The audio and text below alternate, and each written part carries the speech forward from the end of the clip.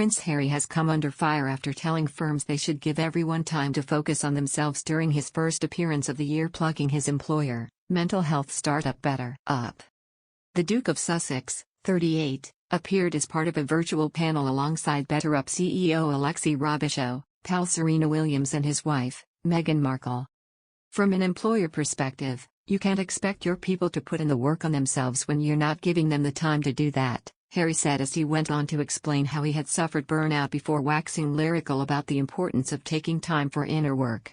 But his advice appeared to fall well short of the mark, judging by a number of comments on social media.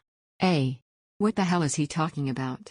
He's never done a hard day's work in his life, stated one Twitter user named Tanner. It's always me time with Prince Harry. Real people have to work for a living, wrote Richard James. Sorry, just don't take him seriously anymore, wrote one user. I know he's qualified to talk about being mentally unstable because that's all he does, but what does he know about having a job or balance between the two? Exploiting him is not kind, said another. OMG, is this a sick joke?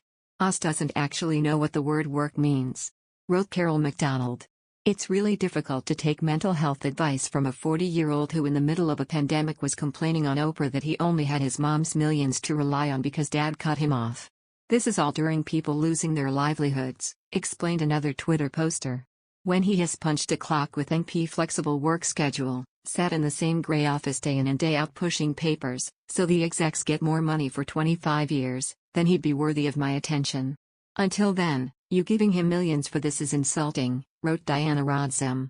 Jesus, this is getting so ridiculous, surmised another user on social media.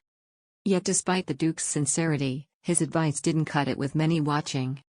It's very difficult for me to take this man seriously or be inspired by him when his actions towards his family, for instance, have been so utterly lacking in compassion and consideration. Not someone I can, or want to, look to as a role model in any way whatsoever, said Gia Gordon. A lazy bum unable to do any real work tells us what and how things really are in this world. How boring it is. Go away, Harry. The only people who need you are your sekants and journalists. To the rest of the world you're nothing with a title, said another. One Twitter user, Matthew Kolken from Texas, who claims to be an immigration lawyer, appeared to take issue with the prince's immigration status in the U.S. and questioned how he was able to live in the country legally. Any immigration officer who is not giving Prince Harry preferential treatment would ask him about his admitted drug use, would find him inadmissible to the United States, and would refuse his admission, Kolken tweeted. I handle these type of cases on a near daily basis. If Prince Harry was part of the unwashed masses, he would be permanently barred from the country, he wrote as part of a series of fanatical tweets. In May last year, the prince admitted to taking drugs and regularly drinking a week's worth of alcohol in one day to mask the pain of his mother, Princess Diana's death. I was willing to drink, I was willing to take drugs, I was willing to try and do the things that made me feel less like I was feeling, the Duke admitted in a television interview. He did not specify which drugs he had taken. When he was 17, Harry was reportedly sent to rehab by his father Prince Charles after he was caught smoking cannabis. St. James's Palace confirmed last year that Harry had experimented with the drug on several occasions, but he said he was not a regular user. Kolken posted a series of tweets obsessing over the prince's current status. When he first left Canada on a private jet, was he inspected and admitted to the United States? If he was inspected and admitted, what status was he admitted under, and what was the date he was authorized to remain in the United States? Did he apply for any extensions, change, or adjustment of status after his admission? What status does he currently hold? Has he engaged in any activities that were not permitted under his current status?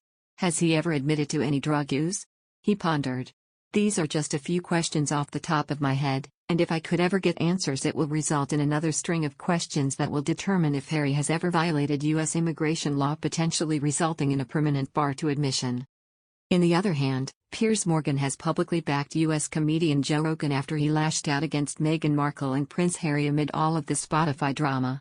In his New York Post column, outspoken Piers penned, honestly, if it wasn't for his, Joe Rogan's, love of guns, tattoos and Bernie socialism, and of course, his weird accent, we could be twins.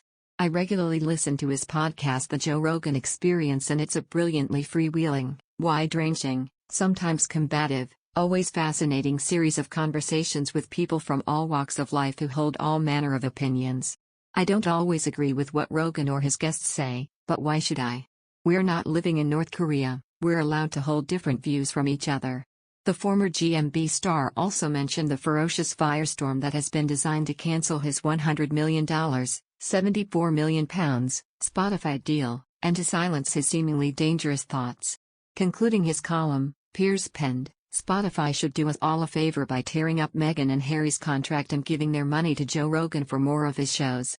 The royal couple recently expressed their concerns over Spotify hosting disinformation in regards to podcasts such as Joe's.